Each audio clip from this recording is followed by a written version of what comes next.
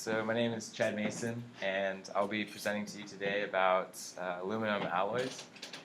The picture to the left up there is actually the 2012 Germany team. There's a lot of German teams, but one of them. I'll talk about it later. But they actually won their competition over there.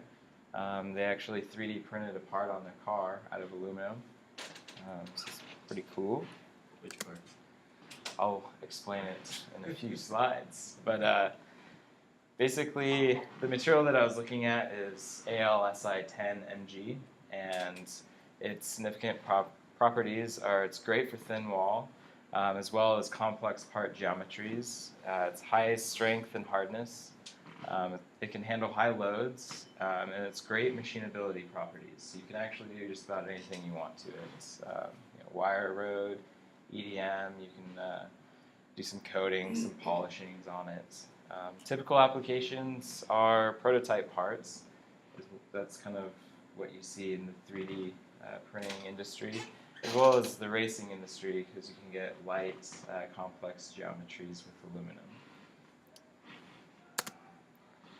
As far as material properties, I have kind of a couple columns. So the AlSi10Mg column came straight from the, I believe it was a company, which I'll talk about in the next slide. I can't remember their name. It has 3,000 in it. And then as far as aluminum, like a raw one, I chose 5052 aluminum. But the accuracy of the aluminum alloy AlSi10Mg is about 100 micron. The relative density is about 99%, almost about 100. Tensile strength in the z-axis turned out to be quite a bit higher than the ultimate one for the 5052 aluminum. Might be because I don't know if I'm comparing them correctly, but modulus elasticity very close, elongation very close, and the hardness is around 119 HBW. So, as far as vendor, Proto 3000. That's one of the vendors. They are located in Ontario, and so the actual material we're looking at is the AlSi10Mg. Their website is right there, and it's made to order, so you can actually get different weight percentages for different materials, and it's variable pricing depending on what you want, so it's made to order. The photo I have there is the material composition.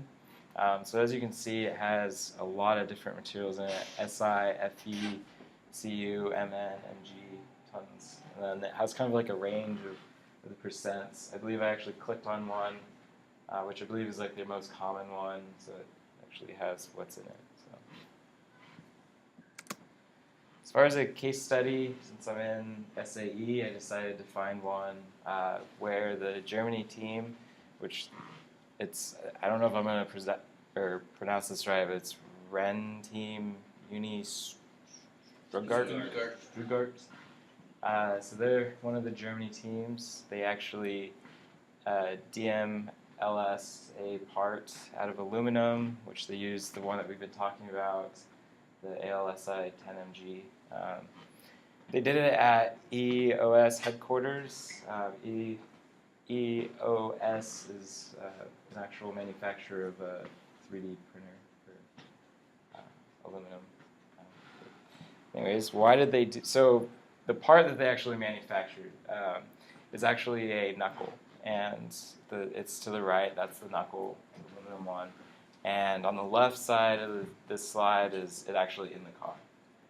So it's a pretty large part. Why did they do it? It's because they reduced the weight by 660 grams, which is about 1.45 pounds, which is a savings of 35% of the prior knuckle that they had. In the racing industry, weight is a huge factor, so this is a really good savings, and it also increased rigidity by 20%, because they could get complex geometries that couldn't be achieved with prior machining.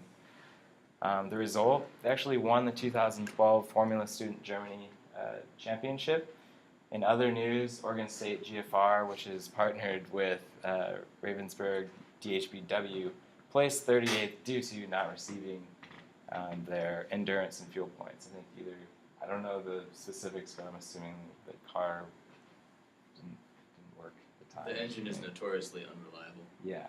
So, but, it was. all right. So, another case study I was looking at was manufacturing satellite antennas. So the reason why I put this in is because when you think of 3D printing of metals, you're thinking prototype parts, one-off parts. This actually, the RUAG Space, which is a leading supplier of products for the space industry, said that this is no means a one-off part that they're going to make. And the reason why they made it is because it's faster than traditional methods. So you can design it and just get it out the door, and it meets the specs that they're looking for. So, research study that I did, the title, Formation and Reduction of Hydrogen Porosity During Selective Laser Centering of ALSI 10MG. The author's right there. The paper was really looking at the hydrogen porosity in aluminum processing is known to lead to a density loss, and they're exploring different methods to reduce the hydrogen porosity. So next slide here's the key results. This table kind of goes over the different experiments they're looking at. So they have the external drying, internal laser drying, varying scan speeds, and the zeros or O's and the dash marks and the pluses. So the zeros mean they didn't really do anything. I don't think they actually looked into it. The pluses mean there's an increase in porosity, and the minus means it actually decreased. So basically, the key takeaway was when less power is used, an internal laser drying process enables higher drying temperatures, resulting in a reduction of moisture and pore density up to 90%. So it's really huge. It's good.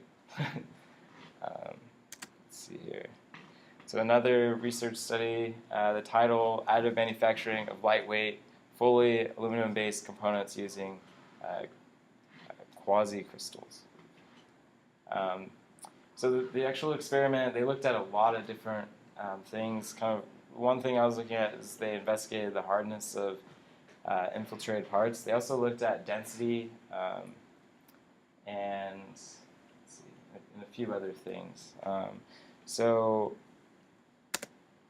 the actual results. So in order to infiltrate a part, they were the actual material was heated to a temperature higher than the melting point of the infiltrant, and it would take about 3 hours in a crucible. And so this actual figure shows the preform and then after the infiltration, and it shows different phases. So a big takeaway was the result showed remarkably higher hardness range of about 350 to 400 HV10. However, higher hardness values goes with higher brittleness part. In order to decrease ductility, they found that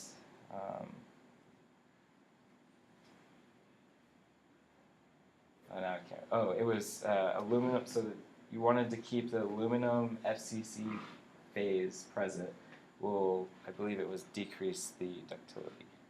To make it more brittle or less brittle? I think it was. To make it I think it's less brittle. I think is what they're trying. Okay. Yeah. Anyways, and here are my references.